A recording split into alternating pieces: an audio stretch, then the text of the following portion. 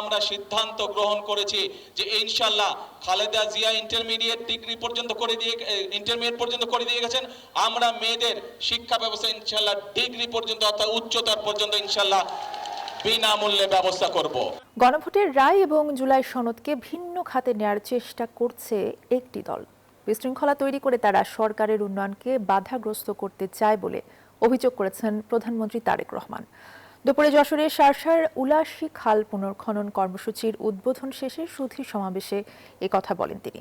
বলেন, জনগণ সতর্ক থাকলে বাংলাদেশের মানুষের ভাগ্য নিয়ে কেউ ছিনিমিনি খেলতে পারবে না।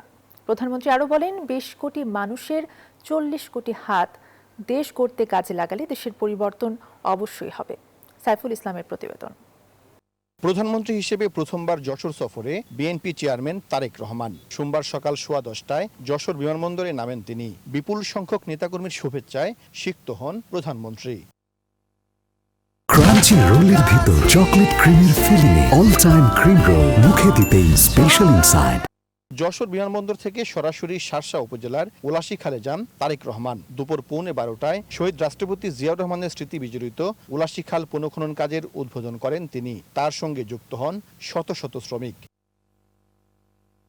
একসময় যে খালে ছিল অথই পানি, সে খাল এখন যেন বিরান ভূমি, যার কারণে ক্ষতিগ্রস্ত হচ্ছেন এলাকার মানুষ। কমে গেছে কৃষিপণ্য ও দেশীয় মাছের উৎপাদন। প্রধানমন্ত্রীর সঙ্গে 4 কিলোমিটার দীর্ঘ উলাশী খাল খননে অংশ নিতে পেরে খুশি এলাকাবাসীও।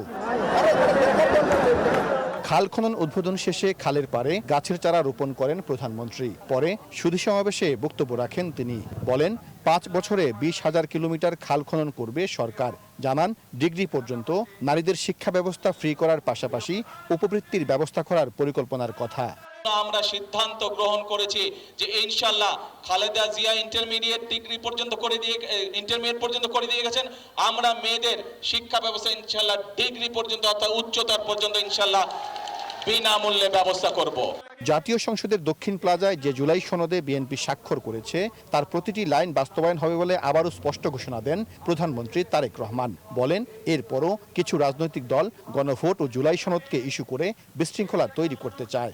পার্লামেন্টের জাতীয় সংসদের দক্ষিণ প্লাজায় যে জুলাই সনদ বিএনপি সহ অন্যান্য রাজনৈতিক দল স্বাক্ষর করেছে, আমরা সেই স্বাক্ষরিত জুলাই সনদের প্রত্যেকটি লাইন, প্রত্যেকটি শব্দ ইনশাআল্লাহ পর্যায়ক্রমিকভাবে এই সরকার বাস্তবায়ন করবে।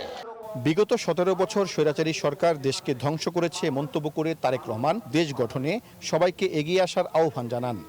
এখন হচ্ছে এই দেশকে আমাদের গড়ে তুলতে হবে। এই দেশের মানুষের জন্য কর্মসংস্থানের ব্যবস্থা করতে হবে। এই দেশের মানুষের কাছে স্বাস্থ্য সেবা পৌঁছে দিতে হবে।